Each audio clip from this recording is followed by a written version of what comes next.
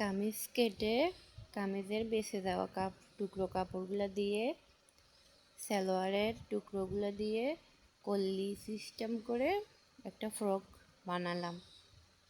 1-1.5 বছরের বাচ্চার হয়ে যাবে। কেমন হয়েছে?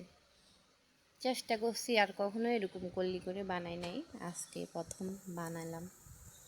আমার জন্য সবাই দোয়া করবেন।